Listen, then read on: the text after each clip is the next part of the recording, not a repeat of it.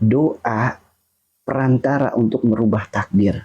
Maka ayo rajin-rajin bangun di sepertiga malam, rajin-rajin menangis yang lirih dalam keheningan malam, rajin-rajin bermunajat di sepertiga malam. Karena apa? Karena Allah turun ke langit bumi di sepertiga malam. Siapa yang meminta ampunan, Allah ampuni. Siapa yang meminta, Allah beri. Siapa yang memohon, Allah kabulkan. Kalau ada fasilitas itu, kenapa nggak dipilih? Lebih memilih untuk meratap. Kenapa anak saya seperti gini? Kenapa dia seperti itu? Kenapa dia seperti ini? Bukan meratap keadaan.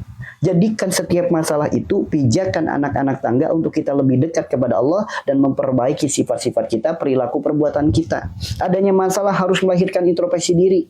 Perbaiki sifat perilaku perbuatan kita dan jadikan masalah itu pijakan anak-anak tangga untuk kita lebih dekat kepada Allah. Nah, itu baru namanya orang yang mau berubah. Karena Allah sendiri yang berfirman, Allah tidak akan merubah suatu kaum sebelum ia merubah dirinya sendiri.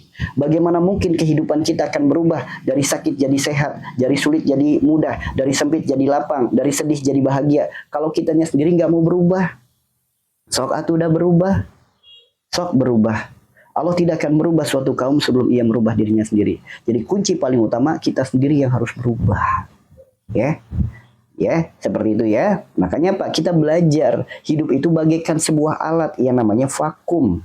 Hati kita itu harus sebagai vakum. Vakum itu semakin penuh kotorannya, semakin ringan sedotannya, semakin lemah sedotannya. Namun ketika vakum, semakin bersih dalamnya, maka makin kuat sedotannya. Begitupun hati. Ketika hati kita dipenuhi oleh keinginan, harapan, angan-angan dunia, ketakutan, kekhawatiran, kecemasan dunia, maka segala kesulitan pasti akan datang. Namun kalau hati kita dikosongkan dari kecintaan dunia, dikosongkan dari rasa memiliki, hati kita hanya satu, Allah, Allah, Allah, Allah, dan Allah terus, maka apapun akan tertarik pada diri kita. Apapun akan tersedot. Nah, makanya hati itu harus dikosongkan. Hati itu harus dikosongkan, jangan diisi dengan keinginan dunia, harapan dunia, angan-angan dunia, diisi dengan masalah, diisi dengan penyakit hati, diisi dengan dendam, diisi dengan sombong, diisi dengan takabur, diisi dengan emosional, amarah, dan lain sebagainya. Yuk kosongkan hati kita dari hal-hal seperti itu. Cukup hanya Allah yang bersemayam dalam hati.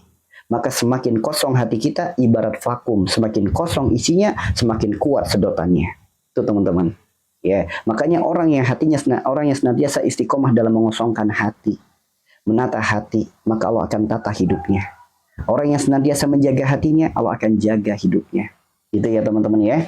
Bismillah, semoga ucapan ini, nasihat ini bisa bermanfaat untuk semuanya.